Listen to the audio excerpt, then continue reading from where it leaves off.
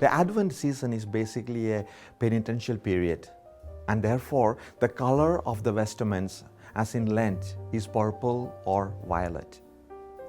It is a time when we are invited through fasting or some other form of self-denial to prepare ourselves to celebrate Christmas by a genuine experience of repentance and renewal. Today is Gaudete Sunday, means Rejoicing Sunday. The antiphon says, "Rejoice in the Lord, shout for joy, rejoice, exult with all your heart," is the invitation of the first reading from Prophet Zephaniah. "Sing and shout for joy, for great in the midst is the Holy One of Israel," is response to the psalm. And in the second reading, Paul invites the Christians of Philippi. "I want you to be happy," he says, "always happy in the Lord. I repeat, what I want is your happiness." The gospel, though in a low key, tells us that a feeling of expectancy had grown among the people. So the basic mood is joy. And in fact, it should be the basic mood of every Christian. It should not be something artificial or forced, but something that bubbles up naturally from our sharing Christ's vision of life. Joy should be the normal experience of the Christian, because the whole purpose of Jesus' coming was to bring freedom, joy, and peace to people, not only in the future, but here and now. No one is meant to be more free than Christians who follow Christ, not in pain, but in joy and enthusiasm. Today's gospel speaks of the expected coming of Jesus. This coming is being proclaimed by John the Baptist as he preaches by the waters of River Jordan. After having heard what John had to say, the hearers asked a very sensible question.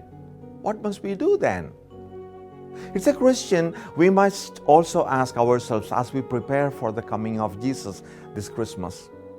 Repentance calls for a change in behavior, and not just regret for the past, but a radical change.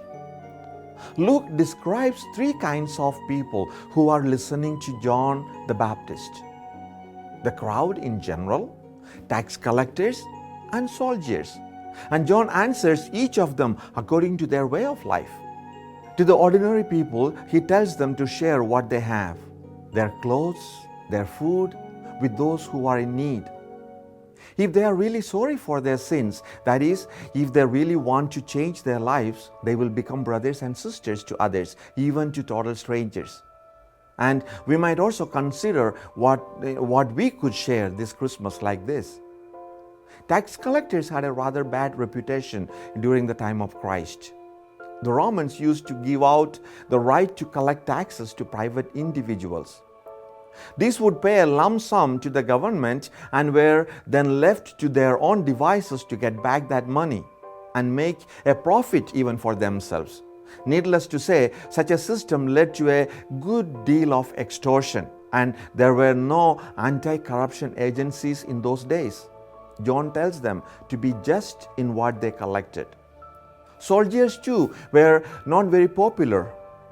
The advice John gives sounds just and relevant even to them. He says, "No intimidation, no extortion, be content with your official pay." John clearly says that he is not the Messiah. The Messiah is coming after him. John was only preparing the way for the real Messiah. He was bringing people to the Messiah. And our role is not unlike that of John the Baptist, for it is also our task as Christians, whether laypersons, religious, or priests, to bring people to genuine conversion, a conversion that brings them face to face with Jesus, also a conversion that brings real joy and happiness into their lives. Let's bring others to Christ through our lives and through our words. And so, sing along with me, because today is Rejoicing Sunday. Rejoice in the Lord always, and again I say rejoice. Rejoice in the Lord always. And again I say, rejoice. Rejoice, rejoice. And again I say, rejoice. Rejoice in the Lord always. And again I say, rejoice.